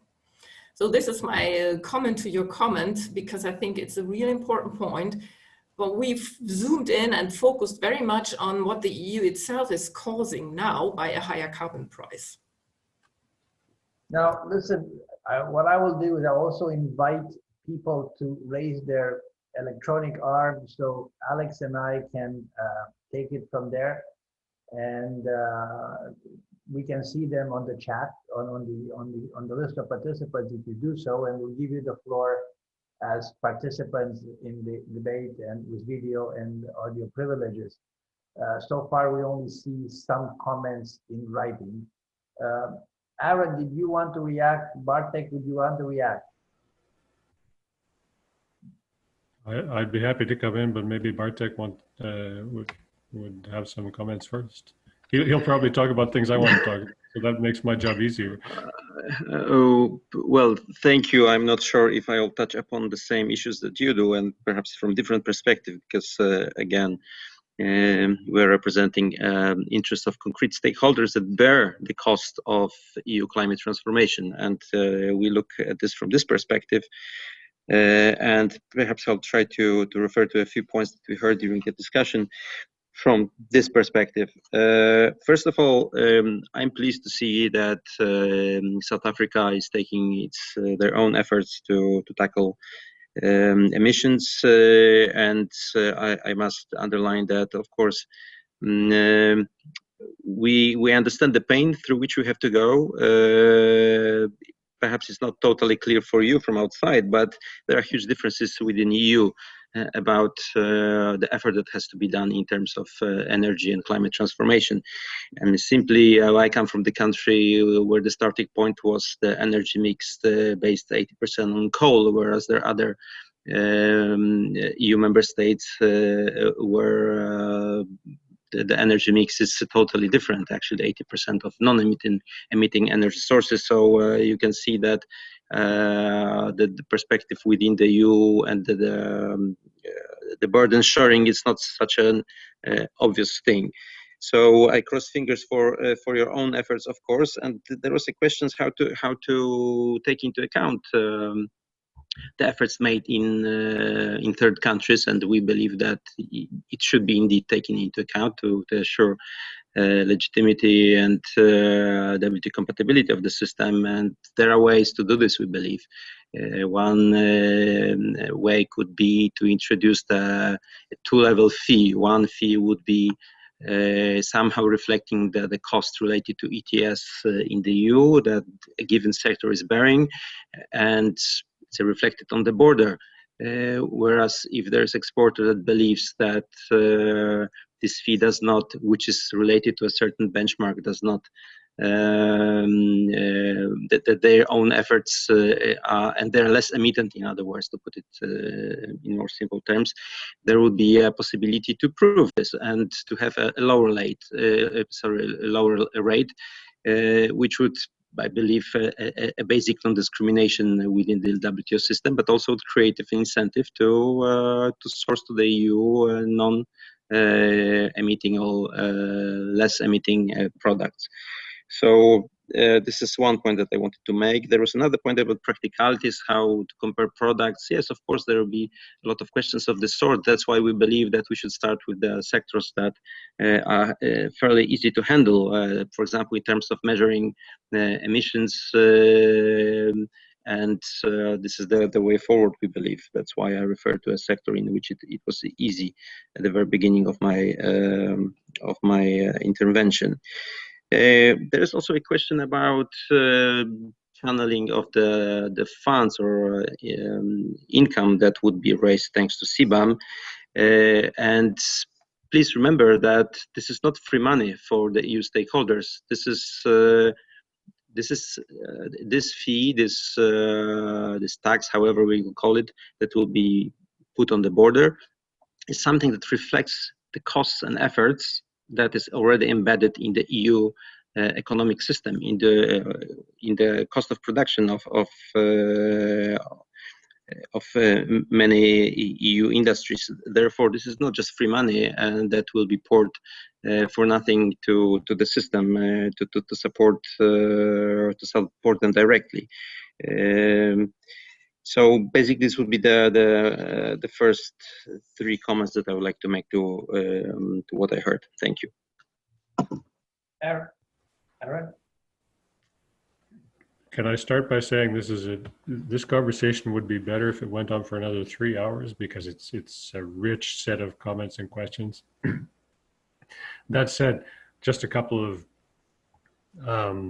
responses and thoughts in response to what we've heard from our South African colleagues. Charlene raised the question of equivalence of measures and how you get credit, or how other countries might be credited for their policies. And it's extremely likely, actually, it's not a foregone conclusion that element will even be in there. There are those that would advocate not making any adjustment for the efforts of other countries. We see it as probably, from an environmentally and politically and legal perspective, there should be that kind of crediting. But of course, given the complexities, this would involve a complex determination of what the carbon tax looks like in South Africa and how much of a discount there would be, and what sectors are covered, what the allowances are within South Africa. So, not an easy thing, but obviously a doable thing. With respect to non-market instruments, though, and this is another question, do you go beyond taking account the carbon tax and go further to non-market instruments? Probably there will be no adjustment for these. And at the end of the day, it makes sense. The border carbon adjustment is adjusting for the costs of the EU pricing system. It's not adjusting for the costs of other non-market priced policies within the EU. And if we started doing that, if we started giving credit on the import side, we would also logically have to start giving adjustments to those costs within the EU. And I don't think any exporter wants to see that. Charlene also focused on the scope of coverage, and I think it's very likely, as she suggested, it's probably not going to go to manufactured products, highly beneficiated products. It will be a much narrower thing, if for no other reason than simple administrative feasibility. This goes to Steve's point also about the desire not to see tariff peaks on beneficiated products, value-added products. From a South African perspective, you would like to see, and from a South African industrial development perspective, you would like to see higher taxes on commodities, lower taxes on manufactured goods. This is highly likely. I don't think we're talking about including manufactured goods here. Several speakers touched on the revenue question, I'm not here representing the EU. My personal opinion is that it's unconscionable not to think about putting that revenue back into some international fund. But the final decision, of course, will be based on a combination of domestic politics, international politics, legal considerations. Because, as it was mentioned, this is also a legal question. If you go to an Article 20 defense and it turns out you're giving all that money back to EU industry to help in their low carbon transition, this doesn't look anymore like a pure environmental instrument. It also looks like an instrument focused on economic development, right? Andrew Gilder also asked, is the EU thinking about what this instrument looks like from the outside the EU? And they haven't yet. At this point, we're just in the process of, or EU is just in the process of internal consultation. But of course they have to. The experience of the EU aviation levy is not lost on anybody, and the need to do those kinds of consultations, of course, is obvious. Whether that results in meaningful changes to the instrument that would be to the benefit of exporters to the EU remains to be seen. We'll see about this. And to Robbie Lowe's comments, yes, this is really interesting stuff. When you start moving beyond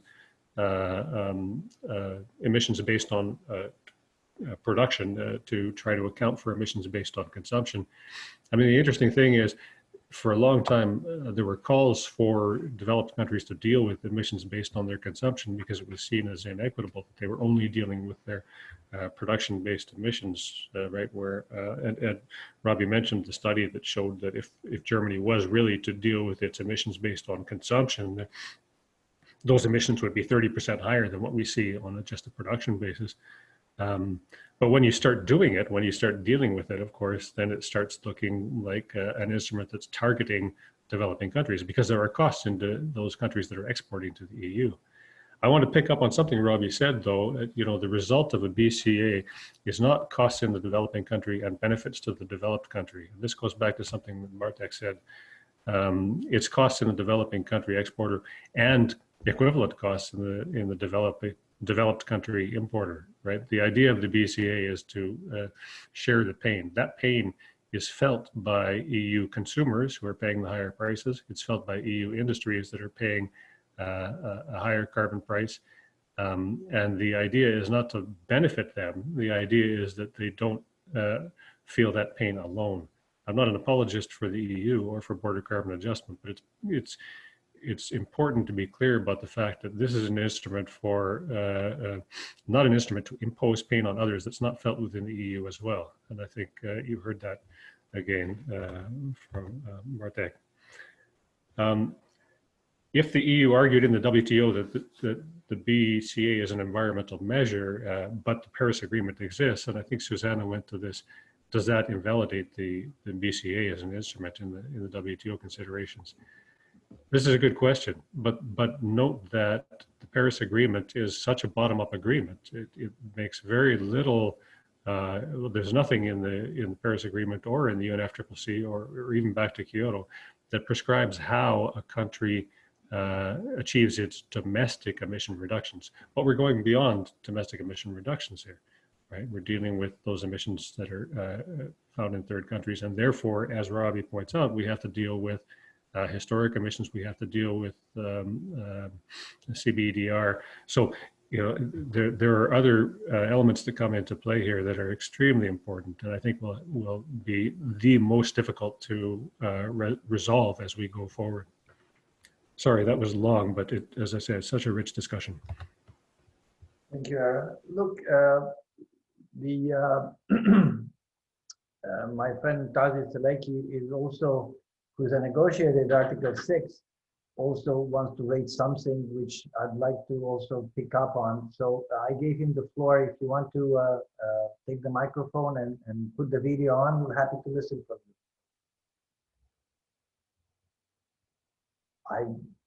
Can you hear me? And are you still there?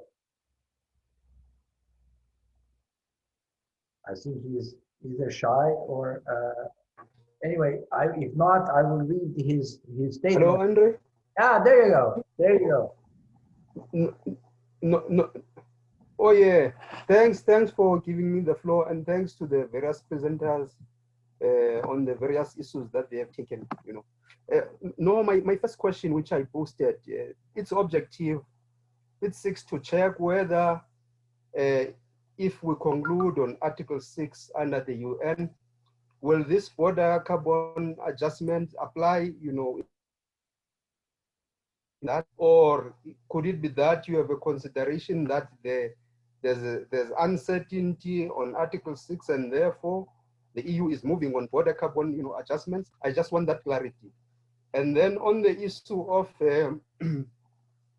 revenue use, I think I've been covered in terms of that question, because my curiosity lied on whether EU will do that, you know, on a voluntary basis, or it will do channel revenues through other mechanisms as applicable under the UNFCCC, like adaptation fund and so forth and so on.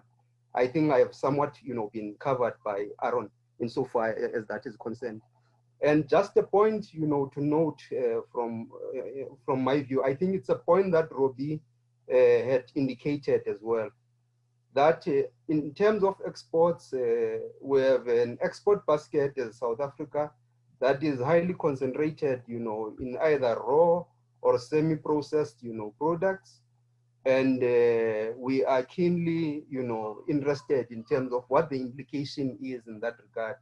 And hence the question on whether have you done any outward-looking analysis outside of EU in terms of the likely impact on the part of developing countries? And the context I would like to plug against all these questions is that South Africa, like all parties under the UNFCCC, has submitted its commitment, its NDC. Is this meant to stretch developing countries beyond the NDCs that they have committed to? Well, look, it's more a political, but it's also a realistic question, which I'm trying to check. Thanks. Look, good to hear from you, first of all. Over to you, Andrew. Thank you. Look, a couple of quick answers before I turn it over, a couple of reactions before I turn it over to everyone. The first thing is that, where are you going to debate this issue? Are you going to debate this issue on the WTO? Or as some of my colleagues here, and it has been a South African, I know that from negotiations, it's been a South African tendency a little bit, because what you're asking for the right question is a precise question of has anybody looked at the impact of response measure at BCA, the response measure on developing countries. That's what it is. And you are 1 hour late. You should have been on the G77 call with the chair of G77 on response measures. Your friend Morgany was there. So that is a typical thing. Has anybody done that? The answer is no, except Aaron and I have done some of that on Chile. But it is a very incipient science and not very well elaborated. We're still, still in a very initial stages of that kind of activity. Now, in terms of this, where are you going to discuss this? Are you going to discuss this under WTO or UNFCCC? UNFCCC doesn't want it, or you run into enormous amount of resistance. And WTO seems to be sitting on the fence where they want to touch it with a 10-foot pole. So right now, it is kind of sitting on, at least in my understanding, it's kind of sitting on no man's land.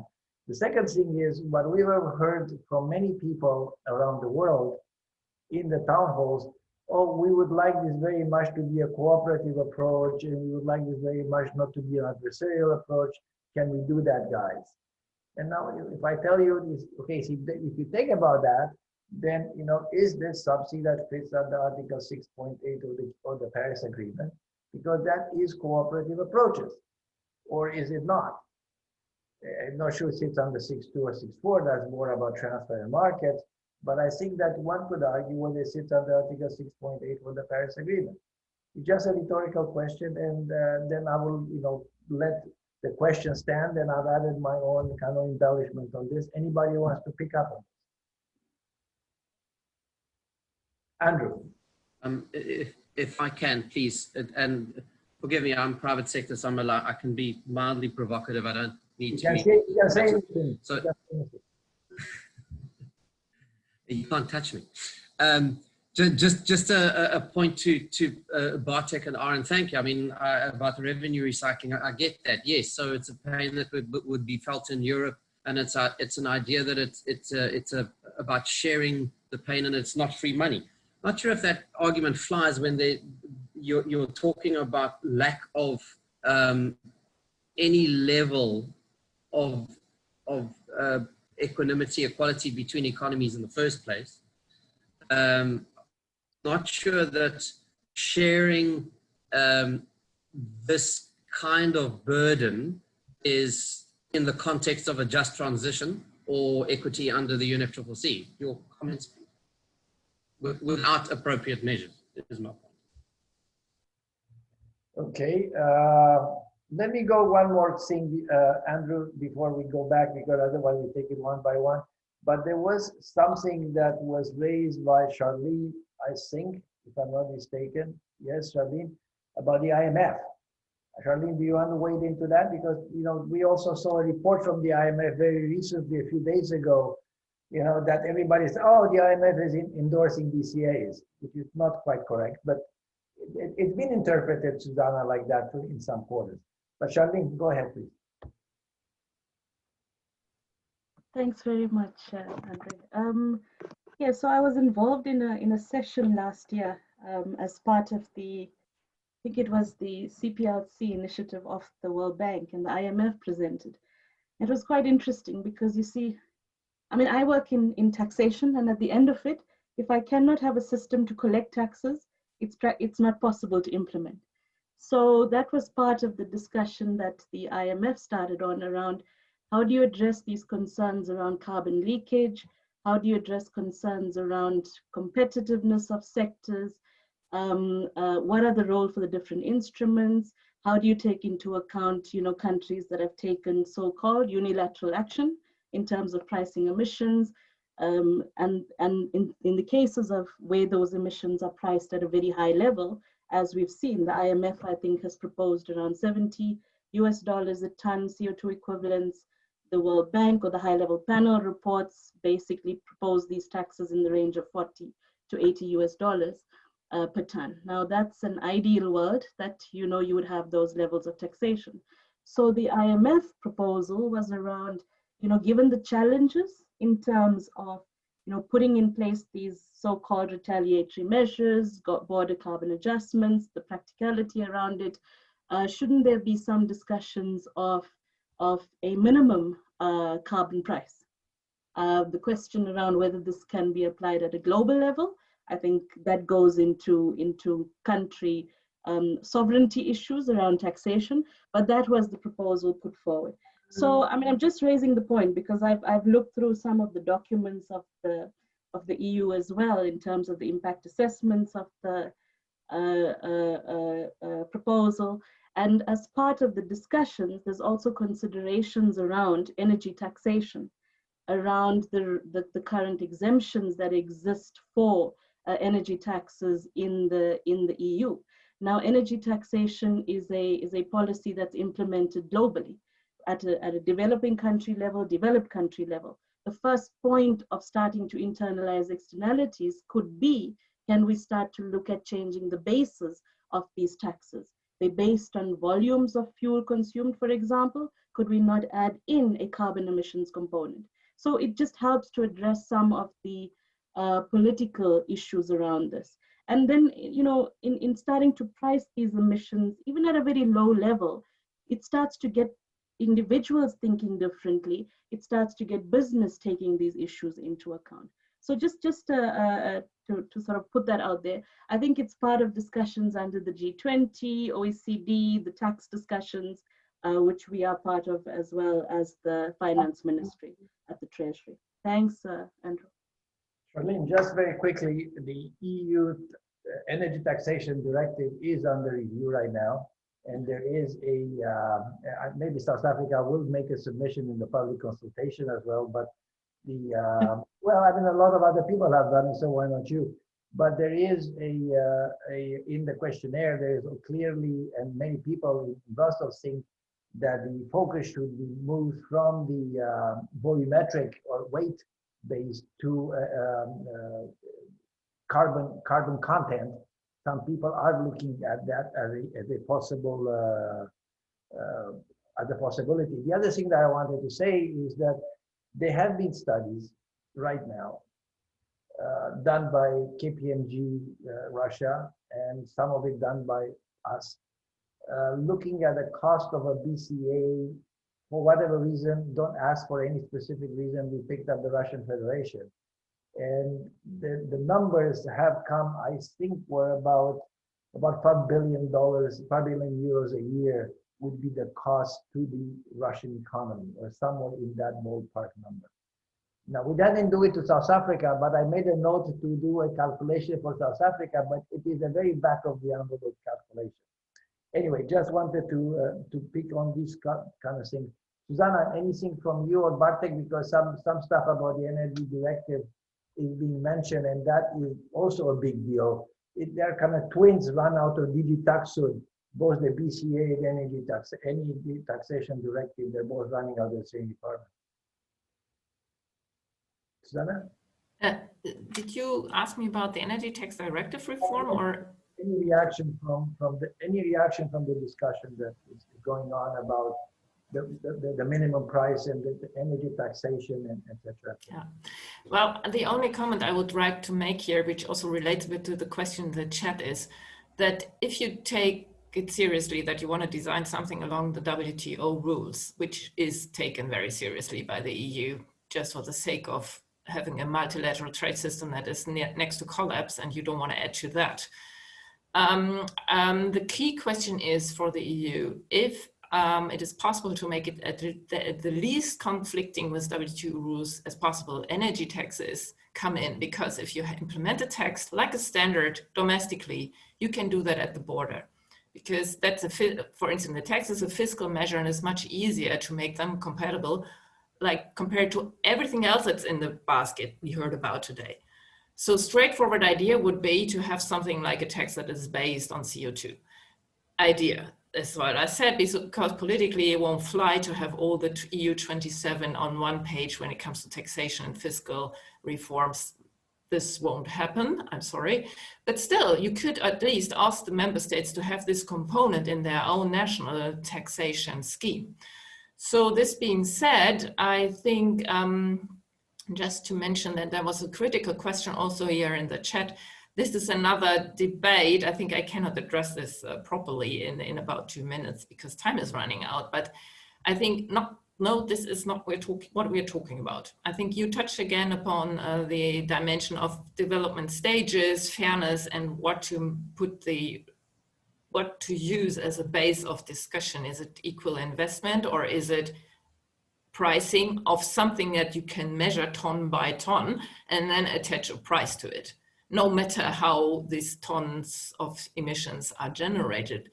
This so far is not part of the debate in the EU, but because we want to have carbon neutrality or climate neutrality or greenhouse gas neutrality, we don't know yet exactly how it will be defined, it comes in that we need an industrial policy here that digs much deeper.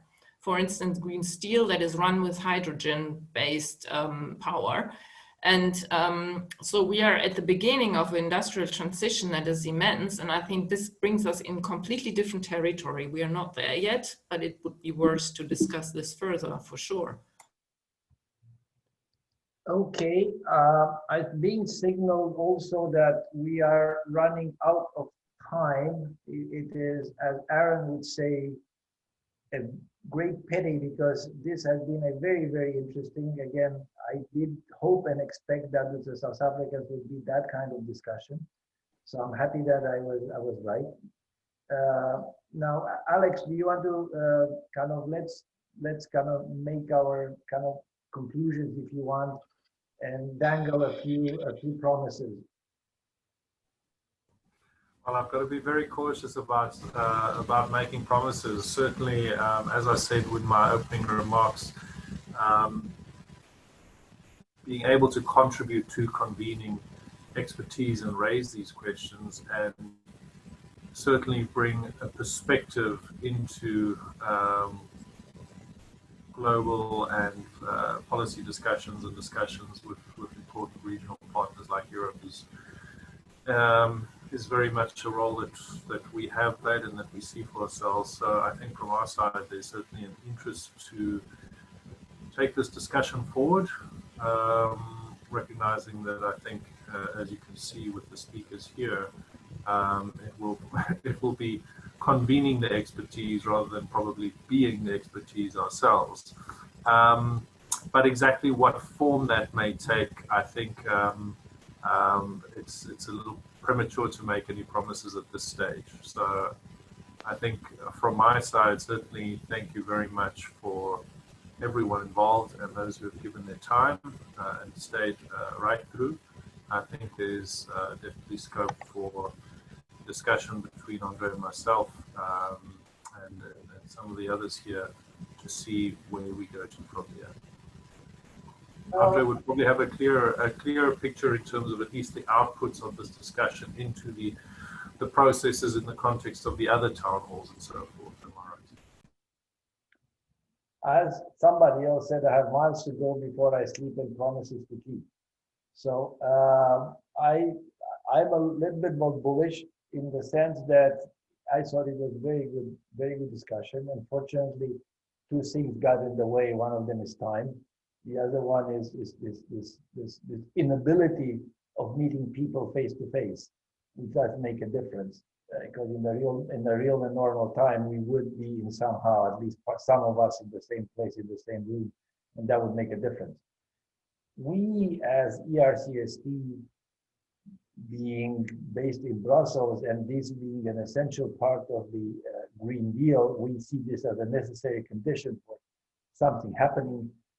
We will obviously continue, and we will in some way continue the round of town halls as the game progresses, because the game will progress. We have started, we have two informal forums. One, an informal forum on Article 6, which deals with all the Article 6 negotiators, and we discuss all kinds of little Article 6 things that little Article 6 negotiators talk about. And South Africans are there, Landry and one of my friends is there. But we also have an informal forum on response measures. And as part of that, last year we did a project with Aaron and with other colleagues here in the shop, looking at the impact of response measures on Chile. Why Chile? Why not? And why Chile? Because they were the presidency of the COP. We are now continuing this project as an informal forum, looking at the impact of response measures on Ghana. Why Ghana? Because Ghana has been very vocal in response measures in the UNFCCC, and we know the Ghanaians relatively well. We're kind of afraid of the South Africans because the South African economy is a lot more complicated and complex and much bigger. Ghana is a smaller economy, it's a simpler economy to deal with. But certainly from our point of view, the discussion that we had today is very tempting and appetizing, and we'll probably try and initially at least do a preliminary work on the back of the envelope, what the cost would be based on what we know, and then tease you out with this, and also invite you to another meeting that we have about a month from now, in which a number of people that have calculated the impact of the BCA on different countries, on the Ukraine, on the Russian Federation, will try to do South Africa, Turkey, and maybe some of you would like to come and criticize. We will then keep in touch with all of you, invite you as we go along, keep in touch with Alex and see how we can structure this in the future. Again, we value the cooperation of Alex and his colleagues. And thank you all very much for participating and making this a really good afternoon. So in 2 weeks from now, we are issuing our report, and part of what we capture from here will be in that report. But this is only part of it. We will kind of do a lot more as we move toward the release of this proposal from the Commission sometime in June 2021. With this, thank you all very much, Susanna, Bartek, all of you. Thank you for being here, and hope to see you yet again. Thank you. Thanks. Thank you very much. Thanks, and thanks. Bye-bye. Thank you.